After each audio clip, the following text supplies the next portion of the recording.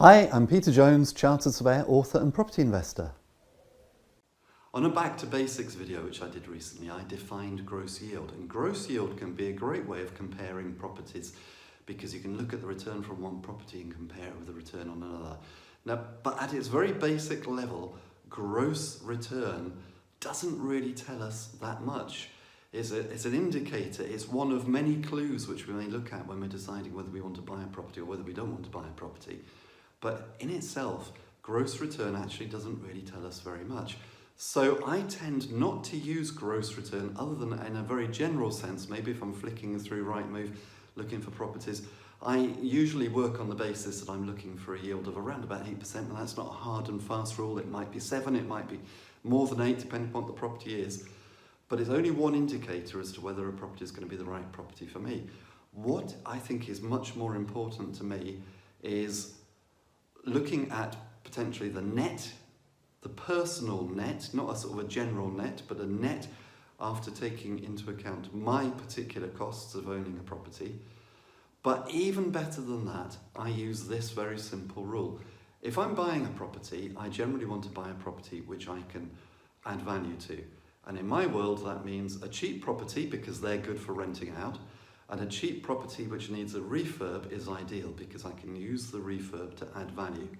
When I've added the value to the property, I can then refinance it after 6 months. Again, I've done another video about the 6-month rule if you want to check that out. And then refinancing, I can get most or all of my money back out and do the same again, go and buy another property which needs a refurb and keep doing the same thing. By the way, let me just quickly say that if you're enjoying this video, or if you're enjoying all of my videos, and you're finding it informative and inspirational, educational, please don't forget to subscribe, like or follow.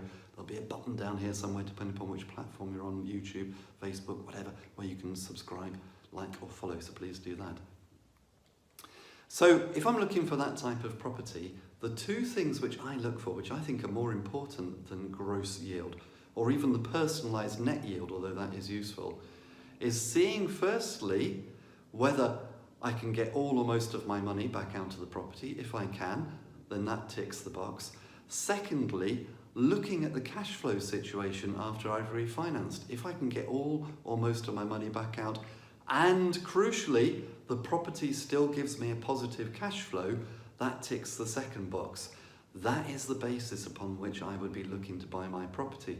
That is why sometimes I will ignore the gross yield, because the gross yield doesn't go into that sort of granularity of detail, and it's not going to tell me whether A, I'm going to get my money back out, or B, whether it's going to cash flow when I do. Although at the right level of gross yield, it's going to give me an indication whether there's a good chance that it will happen. Let's put it that way.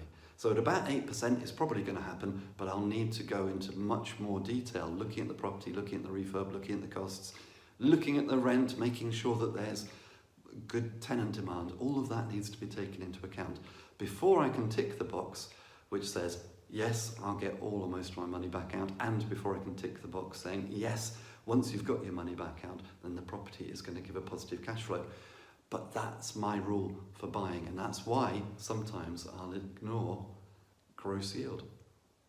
Well, I hope you found that informative and inspirational. Until next time, here's to successful property investing.